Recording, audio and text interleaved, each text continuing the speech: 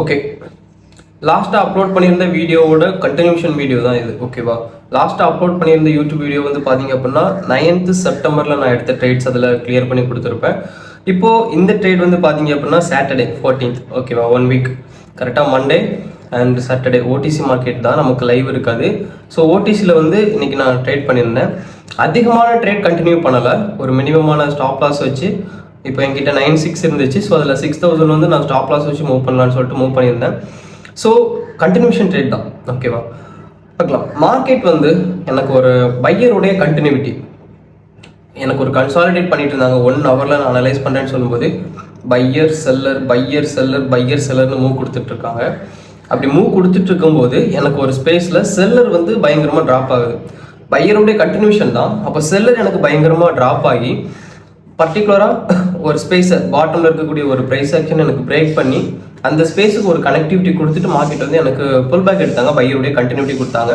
So அந்த space தான் இங்கே வந்து நமக்கு வந்து இங்கே ஒரு மொமெண்டமாக சப்ளை ப்ரீவியஸில் இருக்கக்கூடிய செல்லரில் ஷோ ஆகுது இல்லையா, அதுலேருந்து பையருக்கு கண்டினியூ பண்ணி இந்த ஒரு மொமெண்டம்.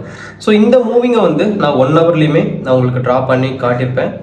மேபி 1 ஹவர் கேண்டில்ஸை கூட நான் இந்த ஸ்பேஸில் வந்து விசிட் பண்ணியிருப்பேன். மார்க்கெட்டில் டாப்பில் ஒரு ஹரிசாண்டல் வச்சுருக்கேன் இல்லையா, அது எனக்கு பையருடைய கண்டினியூட்டி டீப்பாக வந்து பிரேக் ஆக வேண்டிய ஒரு பொசிஷன் 1 ஹவரில் அனலைஸ் பண்ணது. அதே மாதிரி பாட்டமில் இருக்கிறதும் சேம் தான். இப்போ பையரில் மார்க்கெட் மூவ் பண்ணிவிட்டு அகைன் செல்லருக்கு மூவ் பண்ணுறாங்க அப்படின்னா பையருடைய கண்டினியூட்டி கொடுக்கணும்னா கீழேருந்து புல் பேக் எடுக்கணும் இல்லையா, செல்லரை டாமினேட் பண்ணணும் இல்லையா. ஸோ அந்த ஸ்பேஸுக்காக பாட்டமில் வந்து அனலைஸ் பண்ணி ஒரு ஹரிசாண்டல் ஃபிக்ஸ் பண்ணியிருந்தேன். ஸோ இந்த 2 ஹரிசாண்டல் தான் என்னுடைய ட்ரேடுக்கான பிளான். 2மே புல் பேக்குக்கான ஸ்பேஸ் தான். அப்போ மார்க்கெட்டில் இப்போ பையருடைய கண்டினியூட்டி இருக்குது, செல்லரில் மார்க்கெட் ட்ராப் ஆகிட்டு ப்ரீவியஸ் பார்க்கணும்னு தெரியும்.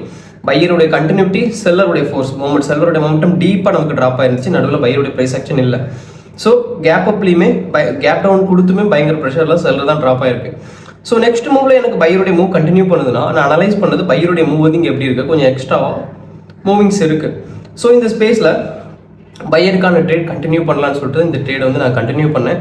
எனக்கு இந்த ட்ரேட் வந்து பார்த்தீங்க அப்படின்னா ஒரு கன்ஃபர்மேஷன் கிடைச்சது. மேபி இது கீழே வருது அப்படின்னாலுமே ஒரு ப்ரைஸ் ஆக்ஷன் கேண்டில் இருக்கக்கூடிய செல்லர் கேண்டில் பிரேக் பண்ணி நெக்ஸ்ட் மேலே போகலாம். இல்லை அதையும் தாண்டி கீழே வருது அப்படின்னா கீழே இருக்கக்கூடிய பையர் நம்மளுடைய ஹரிசாண்டல் லைன் வச்சிருக்கேன் இல்லையா, பாட்டமில் இருக்கக்கூடிய எல்லோ கலர், ஸோ அந்த லைனை கூட பிரேக் பண்ணி புல் பேக் எடுத்துக்கலாம்னு சொல்லிட்டு தான் நான் வந்து ட்ரேட் வந்து தைரியமாக பண்ணேன். ஸோ ஃபஸ்ட்டு எடுத்த ட்ரேட் வந்து பார்த்தீங்க அப்படின்னா எனக்கு நியூட்ரலில் க்ளோஸ் ஆகுது, அதாவது ரீஃபண்ட் ஆகுது. கரெக்டாக நான் ட்ரேட் எடுத்த ஸ்பேஸில் வந்து கரெக்டாக க்ளோஸ் ஆகுது. நான் என்ட்ரி எடுக்கும்போது கொஞ்சம் ஒரு செகண்ட் மேபி மேலே போயிடுச்சு. அகைன் மறுபடியுமே ட்ரேட் பண்ணுறேன். பட் இந்த ட்ரேடிங் பொசிஷனில் என்னுடைய டைம் ஃப்ரேம் வந்து எக்ஸ்டெண்ட் பண்ணிக்கிட்டேன். ஏன்னா மார்க்கெட் ஃபைட் பண்ண ஆரம்பிக்கிறாங்க, பையருக்கு கண்டினியூ பண்ணும். அட் த சேம் டைம் செல்லருடைய மொமெண்டம் வந்து சேஞ்ச் பண்ணி வந்ததுனால இந்த ஸ்பேஸ் வந்து மார்க்கெட் எனக்கு என்ன பண்ணலாம், ஒரு ஃபைட்டிங் கொடுக்கலாம். ஃபைட்டிங் கொடுத்துட்டு நாங்கள் ஒரு லைன் ட்ராப் பண்ணியிருப்பேன். அந்த ஒரு நடுவில் ஒரு ஸ்கை ப்ளூ கலரில் ஒரு ஹரிசாண்டல் வச்சுருக்கேன் இல்லையா, அது பையர் மொமெண்டம்லேருந்து செல்லர் மொமெண்டத்துக்கு மார்க்கெட் சேஞ்ச் பண்ணுறதுக்காக எடுத்த ஒரு ரெசிஸ்டன்ஸோடைய காமனான ஒரு டாப் ஏரியா. ஸோ மேபி அந்த ஏரியாவை மார்க்கெட் பிரேக் பண்ணலாம் அப்படிங்கிற ஒரு விஷயம் இருந்ததுனால ஃபைட் பண்ணலாம் அப்படின்னு சொல்லிட்டு தான் ஒரு 2 மினிட் வந்து மார்க்கெட்டில் ட்ரேட் பண்ணியிருந்தேன். இந்த ட்ரேட் வந்து எனக்கு எந்த மாதிரி பொசிஷன் கொடுக்குதுன்னு சொல்லிட்டு பார்க்கலாம். அட் த சேம் ஒரு மொமெண்டம் டு இன்னொரு மொமெண்டம் சேஞ்ச் ஆகுது அப்படின்னாலுமே டேரெக்டாக ஒரு ட்ரெண்ட் வைஸ் வந்து நமக்கு மார்க்கெட்டில் கண்டினியூ ஆகிடாது. பையருடைய கண்டினியூஷன் இருக்கும். பையருடைய கண்டினியூஷனில் கீழே இருக்கக்கூடிய கேண்டில்ஸோட ஒரு கனெக்டிவிட்டி, ப்ரைஸ் வேல்யூ கனெக்டிவிட்டி கொடுக்கறதுக்காக கேண்டில்ஸ் வந்து செல்லர் வந்து ட்ராப் ஆவாங்க. அப்படி செல்லர் ட்ராப் ஆகுறாங்கன்னு சொல்லும்போது செல்லர் ஸ்ட்ராங்காக இருக்கும். அந்த ஸ்ட்ராங் லெவலில் பார்த்துட்டு செல்லர் தான் கண்டினியூ பண்ண போகிறாங்க, செல்லருடைய ட்ரெண்டுக்கு மொமெண்டம் சேஞ்ச் ஆகுது அப்படிங்கிற ஒரு விஷயம் கிடையாது. ஒரு கனெக்டிவிட்டி கொடுத்துட்டு செல்லர் மொமெண்டம் வந்து அப்படியே பையருக்கு வந்து கன்வெர்ட் ஆகும். அப்போ பையர் வந்து ஃபோர்ஸாக இருப்பாங்க. ஓகேவா? ஸோ அதை மென்ஷன் பண்ணி ட்ரேட் எடுக்கணும் அப்படின்னா நம்ம 1 ஹவர்லேயும் சரி, கொஞ்சம் 30 மினிட்ஸ் கொஞ்சம் லாங் டேர்மில் இருக்கக்கூடிய கேண்டில்ஸ் வந்து நம்ம அனலைஸ் பண்ணால் ஓவரால் மூவிங் வந்து நம்மளால் ஷார்ட் பண்ணி தெரிஞ்சுக்க முடியும். 1 மினிட்னு சொல்லும்போது நம்மளால் ரொம்ப ஸ்க்ரோல் பண்ணி பார்ப்போம், டக்குன்னு வந்து கேட்ச் பண்ணிக்க முடியாது. பட் அதே விஷயத்த நீங்கள் 15 மினிட் 1 ஹவரில் நீங்கள் மேக்ஸிமம் 1 ஹவரில் பார்க்குறீங்கன்னு சொல்லும்போது ப்ரைஸ் ஆக்ஷனுக்கான பிரேக் அவுட்ஸ் வந்து உங்களுக்கு தெளிவாக கிடைக்கும். 1 ஹவரில் ஒரு பிரேக் அவுட் இருக்குது அப்படின்னா அந்த பிரேக் அவுட் வந்து உங்களுக்கு 1 மினிட்ல ரொம்ப சென்சிட்டிவாக இருக்கும். ட்ரேட் எடுக்கிறதுக்கு பாசிபிலிட்டிஸ் அதிகமாக இருக்கும். ஓகேவா? ஸோ இந்த ஸ்பேஸில் நான் ட்ரேட் எடுத்தது எனக்கு கொஞ்சம் ஹையரில் இருக்கிறது ரீஃபண்ட் ஆகுது. அதுக்கு கீழே நான் எடுத்துருந்தது பார்த்தீங்க அப்படின்னா எனக்கு ப்ராஃபிட் ஆகுது. ஓகேவா? ஒரு அமௌண்ட் எனக்கு ப்ராஃபிட், ஓகே எஸ், ஒரு அமௌண்ட் எனக்கு ப்ராஃபிட் ஆகுது, ஒரு அமௌண்ட் வந்து எனக்கு ரீஃபண்ட் ஆகுது. சரி, மறுபடியுமே பார்த்தீங்கன்னா டைம் ஃப்ரேம் தான் எக்ஸ்டெண்ட் பண்ணுறேன். ஏன்னா ஃபைட்டிங் ஸ்பேஸில் இருக்காங்க, பையர் செல்லர் பையர் கொடுத்துருக்காங்க. இப்போ ஒரு ஃபைட்டிங் ஸ்பேஸில் மறுபடியுமே எனக்கு ஒரு மொமெண்டம் என்னுடைய பையருக்கான மூவிங் தான் கண்டினியூ பண்ணுங்கிற ஒரு விஷயம். ஏன்னா நான் டாப்பில் ஹரிசாண்டல் வந்து தைரியமாக ஃபிக்ஸ் பண்ணேன். நெக்ஸ்ட் கண்டினியூஷனில் காட்டுறேன் ஓகேவா. ஏன்னா இந்த வீடியோ வந்து பாதியில் கட் பண்ணிட்டேன். நெக்ஸ்ட் வீடியோ வந்து இதோட கண்டினியூஷனில் தான் வரும். ஸோ சேர்த்து மெர்ஜ் பண்ணி தான் போடுவேன்.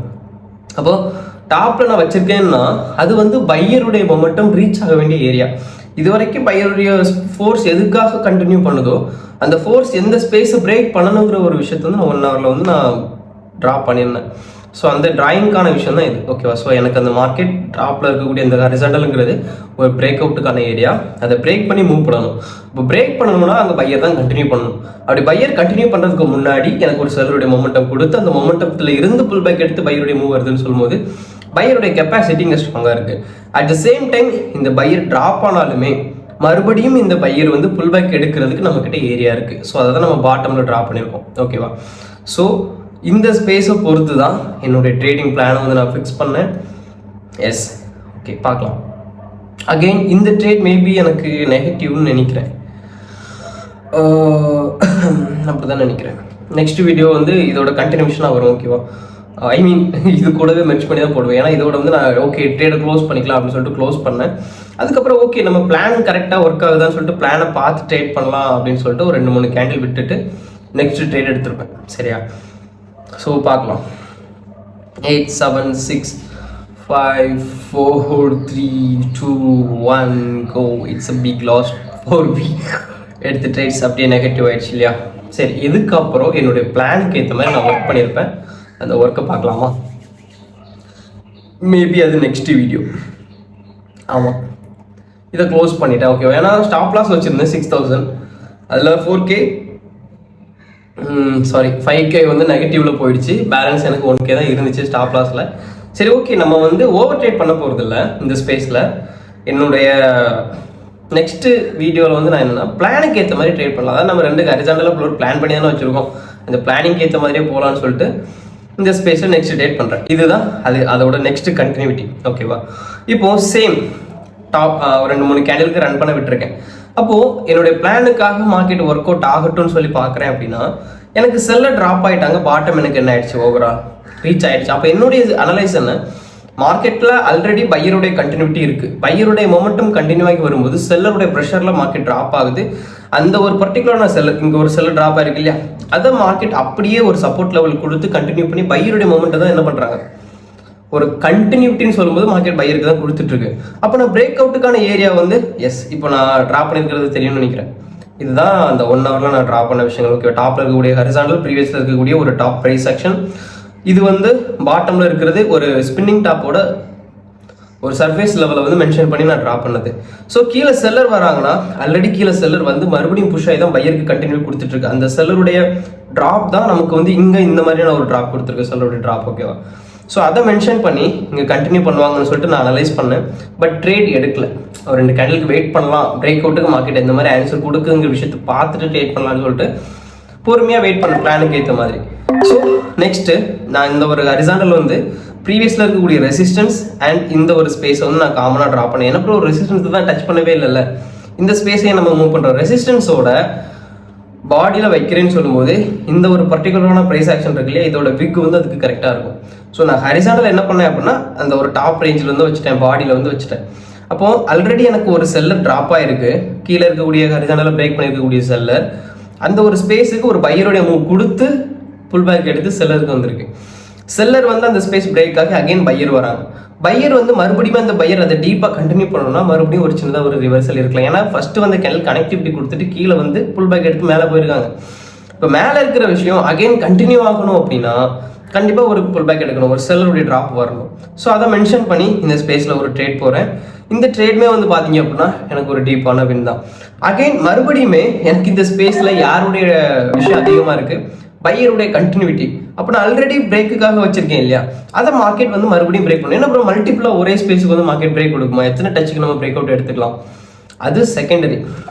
நமக்கு தேவை மார்க்கெட்டில் யாருடைய மெஜாரிட்டியை மார்க்கெட் இன்க்ரீஸ் பண்ணுறாங்க, ஏன் இன்க்ரீஸ் பண்ணணும், அதுதான் விஷயம். இந்த ஸ்பேஸில் எனக்கு பையருடைய கண்டினியூட்டி தான் இருக்குது. செல்லர் ட்ராப் ஆகணும், செல்லர் ட்ராப் ஆகுறாங்கன்னு சொல்லும்போது அவங்களுடைய செல்லர் ட்ராப் ஆகுறாங்க அப்படின்னா அவங்களுடைய ப்ரைஸ் வேல்யூவை மைனஸில் இருக்கக்கூடிய ப்ரைஸ் வேல்யூவை டாமினேட் பண்ணி இன்க்ரீஸ் ஆகக்கூடிய ப்ரைஸ் வேல்யூ பையருடைய கிரீன் கலர் கேண்டில் வந்து என்ன பண்ணும், மார்க்கெட்டில் கண்டினியூ பண்ணும். அட் த சேம் டைம் இந்த பாட்டம் இருக்கக்கூடிய ஹரிசாண்டல் நான் 1 ஹவரில் எப்படி ஃபிக்ஸ் பண்ணியிருந்தேன், ஒரு ஸ்பின்னிங் டாப்போட சர்ஃபேஸ், ஒரு ஃபைட்டிங் ஏரியா. 1 ஹவரில் அது ஒரு ஸ்பின்னிங் டாப்னா அது வந்து நமக்கு 1 மினிட்ல பையர் செல்லர் சொல்லிட்டு ஒரு ஃபைட்டிங் ஸ்பேஸில் தான் இருக்கும். ஸோ அந்த ஸ்பேஸுக்கு நம்ம இங்கே என்ன பண்ணியிருக்கோம், ஒரு சர்ஃபேஸில் வந்து ட்ரா பண்ணியிருக்கோம். கண்டிப்பாக சென்சிட்டிவாக தான் இருக்கும் 1 மினிட்ல. நம்மளுக்கு 1 ஹவரில் ஒரு பிரேக் அவுட் மினிமமாக இருந்தாலுமே, சாரி 1 ஹவரில் வந்து உங்களுக்கு ஒரு பிரேக் அவுட் மினிமமாக இருந்தாலுமே அது உங்களுக்கு இங்கே எப்படி ஷோ ஆகும்னா ஒரு ரொம்ப சென்சிட்டிவாக இருக்கும். ஒரு 3 நிமிஷத்துக்கு எடுத்தாலும் ஒரு பிரேக் அவுட் வந்து பிரேக் அவுட்டே ஒரு மொமெண்டம் மாதிரி சேஞ்ச் பண்ணி தான் கொடுப்பாங்க. ஸோ ட்ரேட் பண்ணுறதுக்கும் கொஞ்சம் ஃபோக்கஸ்டாக இருக்கிறதுக்கும் நல்லாயிருக்கும்.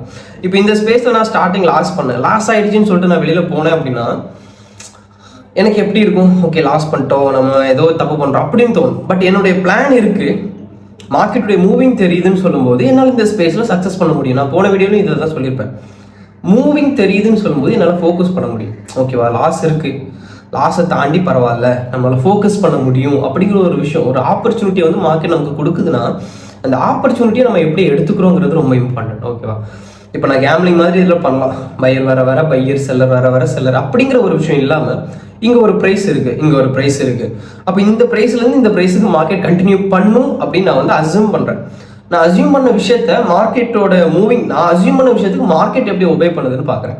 அப்போ ஓவரால் மூவிங் என்னுடைய அனலைஸுக்கு ஏற்ற மாதிரி இருக்குதுன்னு சொல்லும்போது அப்போ ஓகே, இந்த ப்ரைஸ்லேருந்து இந்த ப்ரைஸுக்கு மார்க்கெட் மூவ் பண்ணுது, அப்போ கண்டினியூவாக நெக்ஸ்ட் மூவ் கொடுக்கணுங்கிற ஒரு ஃபோக்கஸ் வந்து எனக்கு கிடைக்கும். ஸோ அதை பொறுத்து என்னால் ஒரு ட்ரேட் எடுக்க முடியும். இப்போ அந்த ட்ரேட் எனக்கு லாஸ் ஆகுதுன்னா நான் என்ன அனலைஸ் பண்ணி மார்க்கெட்டிங் எனக்கு லாஸ் ஆச்சுங்கிற ஒரு விஷயத்தை என்னால் என்ன பண்ணிக்க முடியும், புரிஞ்சிக்க முடியும். ஸோ அதான் விஷயம். மார்க்கெட்டில் அடுத்தடுத்து வரக்கூடிய கேண்டில்ஸை யாராலையுமே ப்ரெடிக்ட் பண்ண முடியாது, அது உண்மை.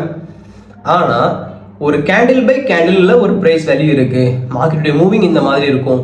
இஃப் ஒரு மேனிப்புலேஷன் இருக்குது அப்படின்னா அந்த மேனிப்புலேஷன்லேயுமே ஒரு மூவிங் இருக்குது இல்லையா, மூவிங் இல்லாமல் மேனிப்புலேஷனே வராது இல்லையா. என்ன மேனிப்புலேஷன்னா என்ன, இங்கேருந்து இங்கே போகக்கூடிய ஸ்பேஸுக்கு இப்படி சுற்றி வருவான், அவன் சுற்றி வராங்கிற ஒரு விஷயத்தை நம்மளால் கெஸ் பண்ண முடியுதுன்னு சொல்லும்போது ஓகே, ஓவரால் நம்ம ட்ரேட் எடுக்கலாம், இல்லை அந்த டைமில் மார்க்கெட்டை அவாய்ட் பண்ணலாம்.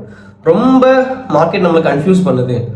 ஓவரால் என்னுடைய ஸ்டாப் லாஸ் வந்து நான் மைனஸ் பண்ணிட்டு இருக்கேன். ஸ்டாப் லாஸ் வந்து நீங்கள் ஒரு உங்களுடைய அமௌண்ட்டில் ஒரு 20% வைக்கிறீங்க, இல்லை 10% வைக்கிறீங்கன்னா அதில் ஒரு 5% ஆயிடுச்சுனாலே அனலைஸ் பண்ணிடுங்க, ரியலைஸ் பண்ணுங்க என்ன நடக்குதுன்ட்டு, வெளியில் வந்துடுங்க. நம்ம வந்து ஸ்டாப் லாஸையும் தாண்டி ஒரு ட்ரேடு, அப்போ நம்ம லாஸ் எல்லாம் ஆக தான் நெக்ஸ்ட் ட்ரேட் வந்து ஆப்பர்ச்சுனிட்டி அதிகமாக இருக்கிற மாதிரி தோணும். இங்கே கேண்டில் பை கேண்டில் ஆப்பர்ச்சுனிட்டி இருக்குது, பட் அதை நம்ம எப்படி எடுத்துக்கிறோங்கிறது ரொம்ப இம்பார்ட்டன்ட். எல்லாத்துலேயும் ட்ரேட் எடுக்கணும்னு கிடையாது. எல்லா ஸ்பேஸ்லையுமே ஒரு பையருடைய கண்டினியூட்டி வருதா, நெக்ஸ்ட் பையருடைய ஃபோர்ஸ் இருக்கும், அப்படியே ட்ராப் ஆகிடும். பையருடைய ப்ரெஷர் ஹெவியாக வருதுன்னு சொல்லிட்டு நீங்கள் ட்ரேட் பண்ணுவீங்க, அப்படியே செல்லருக்கு ட்ராப் பண்ணிடுவாங்க. அப்போ நீங்கள் என்ன நினைப்பீங்க, மார்க்கெட் நம்மளை வாட்ச் பண்ணுது, நம்ம இப்படி பண்ணுறோம், நெவர்.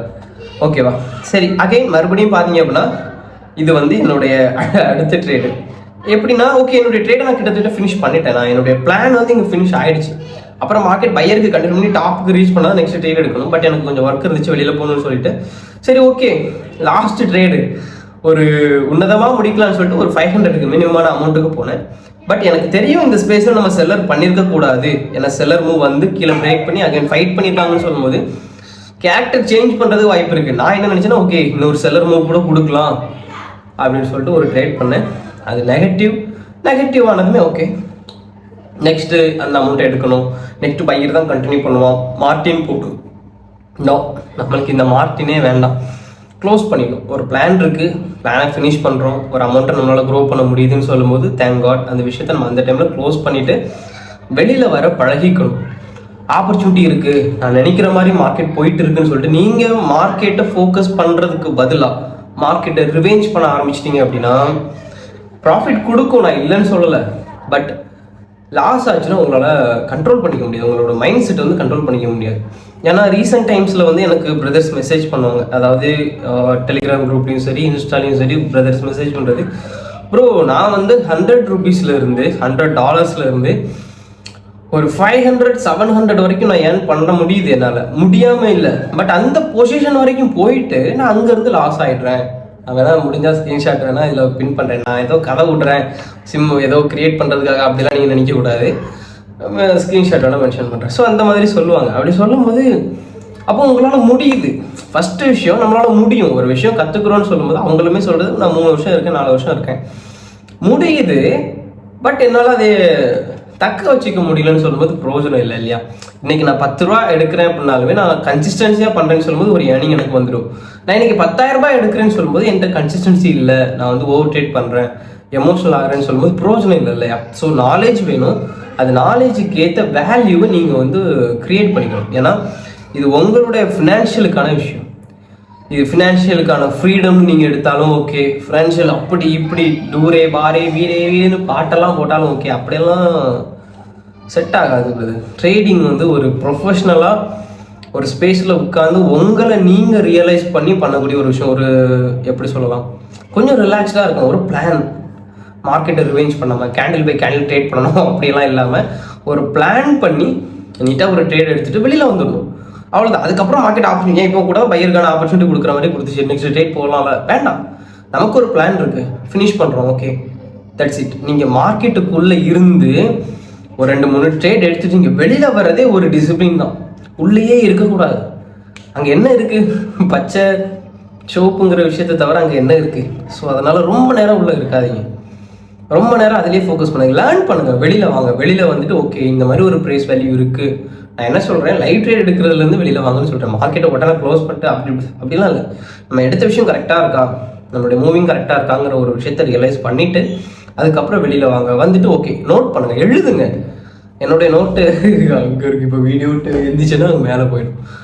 எழுதணும். ஃபஸ்ட்டு எழுதிட்டு இந்த மாதிரி பண்ணியிருக்கேன், இந்த மாதிரி பண்ணியிருக்கேன். ஏன்னா டே பை டே நீங்கள் ஒரு விஷயத்தை எழுதுறீங்கன்னு சொல்லும்போது நெக்ஸ்ட் டே நீங்கள் இந்த மாதிரி உங்களுடைய மூவிங்கை க்ரோ பண்ணியிருக்கீங்கிற ஒரு விஷயத்தை உங்களால் அனலைஸ் பண்ணிக்க முடியும். ஸோ அதனால் எழுதுங்க, எழுதி மூவ் பண்ணுங்கள். ஒரு 30 நாள் 40 நாள் நீங்கள் கன்சிஸ்டன்சியாக பண்ணுறீங்கன்னு சொல்லும்போது நல்ல ஒரு க்ரோத் இருக்கும். அகெயின் நெக்ஸ்ட் வீடியோவில் பார்க்கலாம். பாய், தடா.